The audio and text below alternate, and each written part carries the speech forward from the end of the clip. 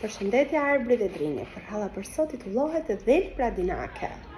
Njëherë Dhelpra na shkon anës bregut dhe mendon si t'i ha unë peshqit të freskët.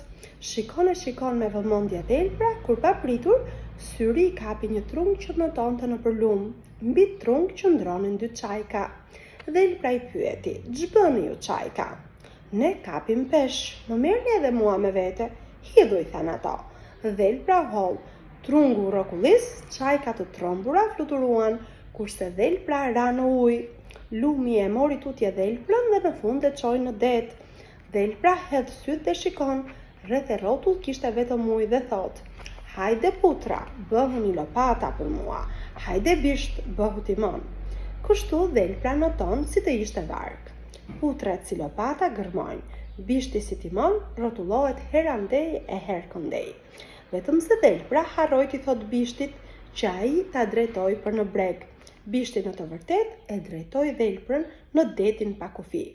Notonte Dhelpra, notonte pa mbarim, por breg s'kishte gjëkundi.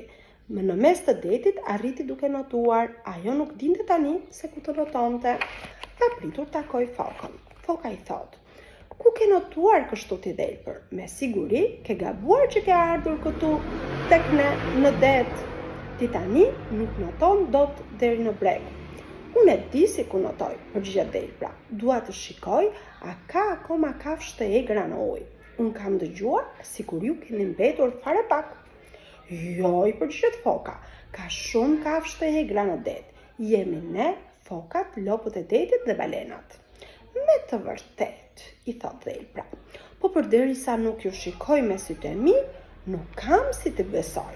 Ngrihuni ju o kafshë të detit nga thellësit dhe vendosuni rradh njëra pas tjetrës deri te bregu, kurse unë do t'ju numëroj."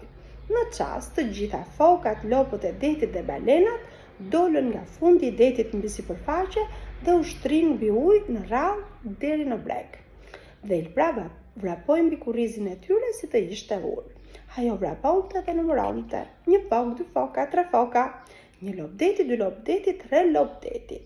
Një balen, dy balena, tri balena." Kështu Dhelpra vrapoi gjerë në breg, kur kërcen në tokë i vërtiti Fokës: "Fok, ti më the të vërtetën. Ju jeni akoma shumë, kafshë të egra, budallaqe në ujërat e detit. Kështu që me ju mund të shtrohet një urë në mes të detit. Hë tani notoni, ku të doni se unë dua të çlollem." Kafshët e detit u larguan me not, kurse Dhelpra e hoqi gëzofin e saj dhe e vari në një kaçuve, bishtin e vuri mbi gur, le të thaj edhe ai.